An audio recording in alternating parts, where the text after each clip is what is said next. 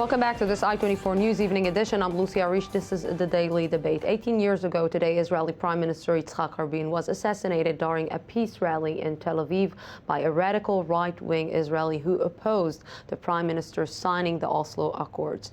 As Israel remembers the late Prime Minister, we look at the peace process. If the conditions for peace today are different than when Prime Minister Rabin had his plan for peace. Joining me tonight is Professor Arieh Eldad, Chairman of Professors for Safe Israel and former member of Knesset of the right-wing Ichud Leumi Party. Thank you very much for coming.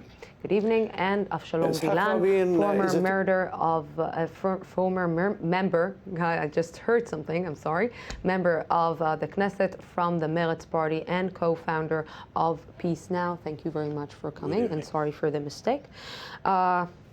Did the conditions change since the day that Rabin was assassinated? Being honest, it dramatically changed.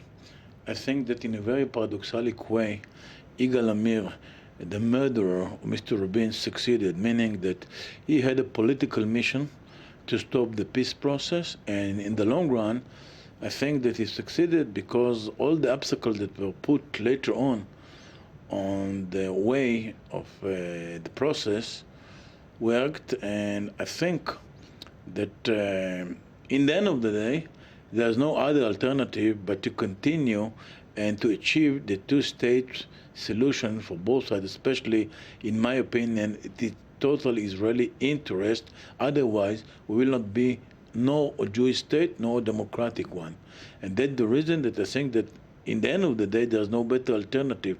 But if you ask me, it's totally different till the assassination of Prime Minister Rabin and after it, because all situations changed, and it was a fatalic moment for the peace process. Was it a fatalic moment for the peace process? No, there was a misunderstanding of the nature of the conflict. Therefore, some people really hope that by making some territorial negotiation and giving away some land, they will get peace. Like with soldiers who were killed in action and will remain forever young, Rabin will forever be connected with a feeling of hope for peace. If he wouldn't be assassinated, he would be connected in a sort of way to a catastrophe, because the second intifada would happen anyhow. So I really believe that the conditions didn't change. The sequence of events in history are always a kind of wild game, but the same thing would happen if he would stay alive or with this impossible way of ending the conflict. I was educated on Marxism, and my friend Arieh speaks about some kind of historical materialism that has to. I think that the person in history is a very important task, and in Rabin case, I'm definitely sure that if Rabin was still alive, it was total different situation. We can continue then the peace process, maybe to achieve some kind of agreement. It's a long process, a lot of problems, but I think that Rabin, and look for what happened after.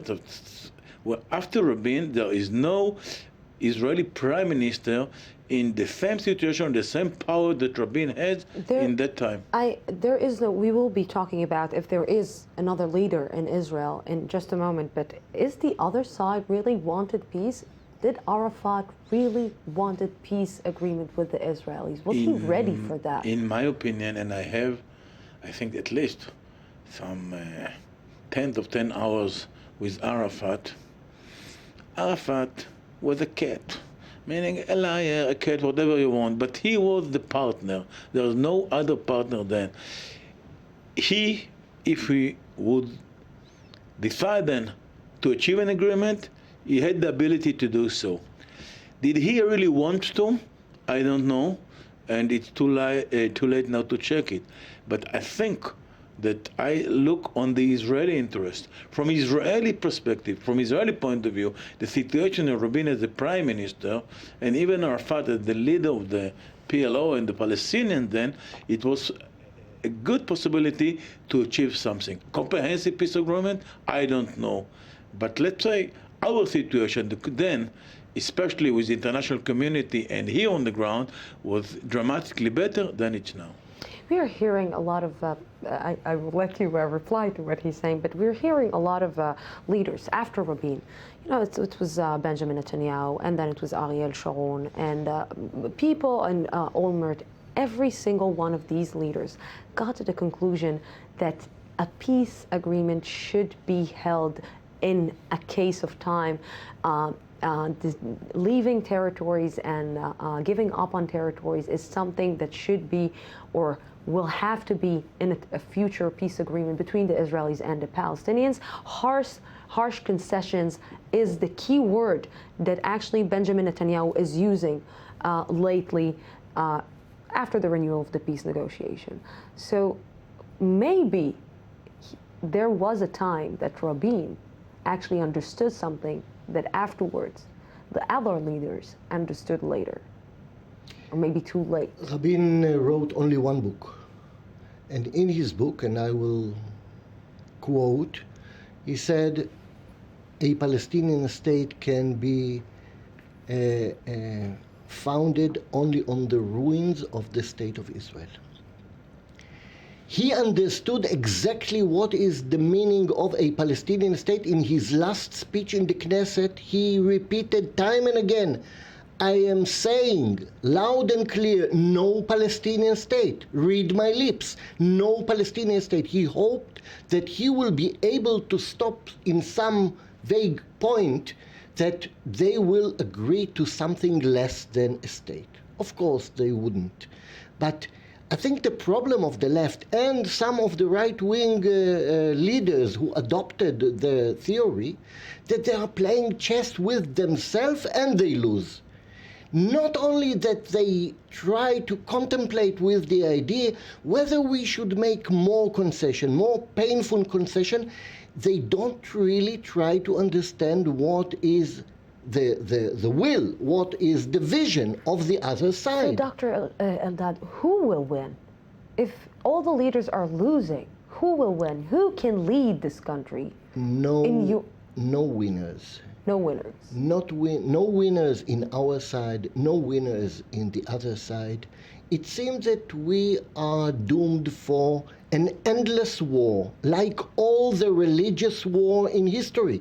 The war between Islam and Christianity in Europe lasts 1,000 years and it's not ended yet.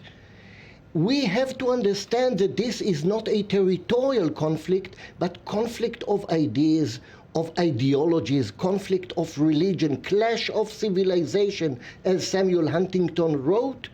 And therefore, we fool ourselves by thinking that if we will offer them a little bit more land, we will reach peace. We will have no peace with the Arabs. We will have no peace with the Arabs? I want to explain what my colleague just said. He said to the young generation of Israelis, you have to know something.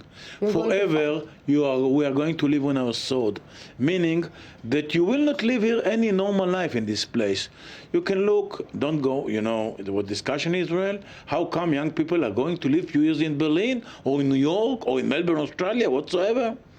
If there is no hope here, and we cannot build. What's the whole Zionist idea was all about?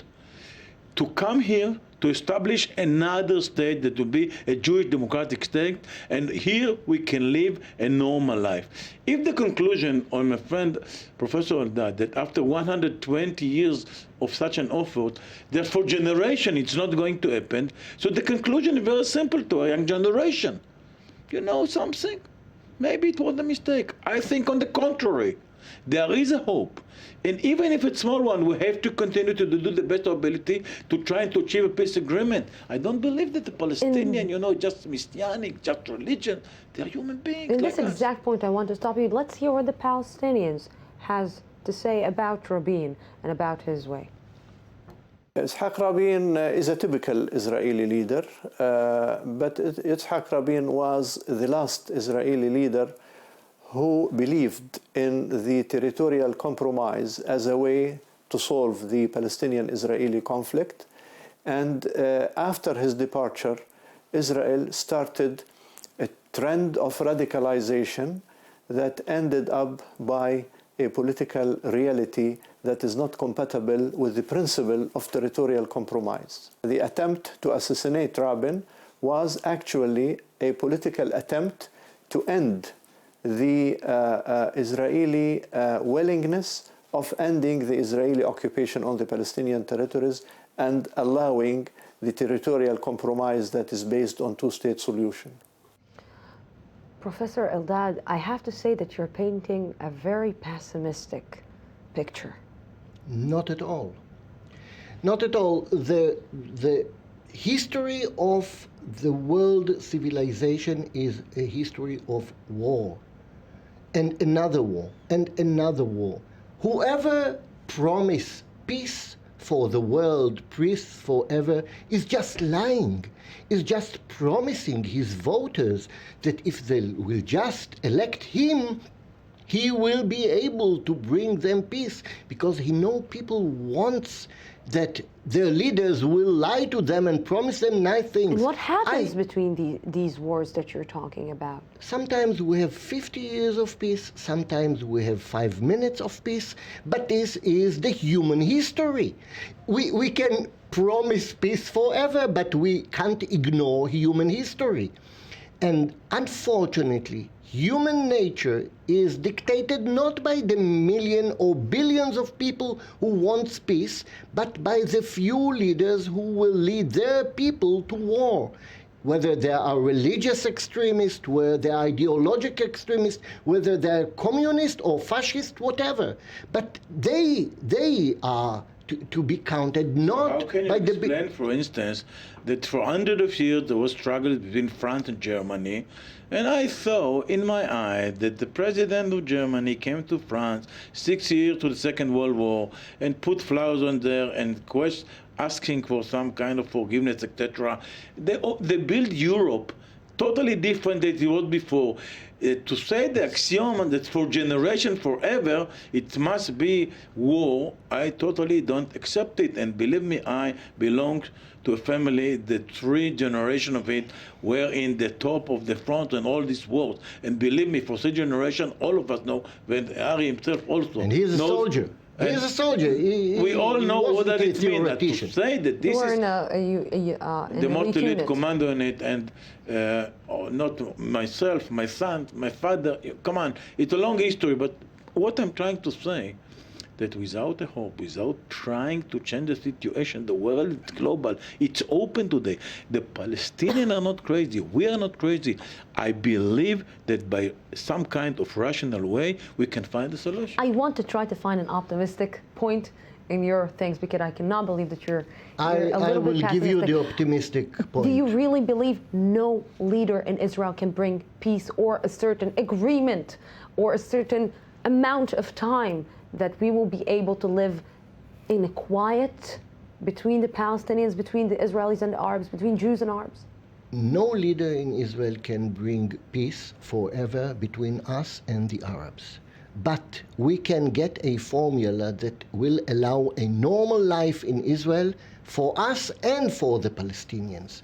The basic debate here between us is, what is this formula? I am not expecting a long-lasting peace, and I wouldn't put my hand in fire for the long-lasting peace between Germany and France. Once there is a economical catastrophe in Europe, you may find both sides fighting again like 500 years ago or 50 years ago. Professor Arieh Eldad, thank you very much for this. And Mr. Avshalom Vilan, thank you very much for this insight on the subject. And we 3 of us will continue talking about this outside, but in the meantime, we're going out for a small break, 10 minutes break, an update from our news desk, and then we're coming back for the I-24 News one-on-one. 5 years. Yes, we can. Let's think about it for 10 minutes.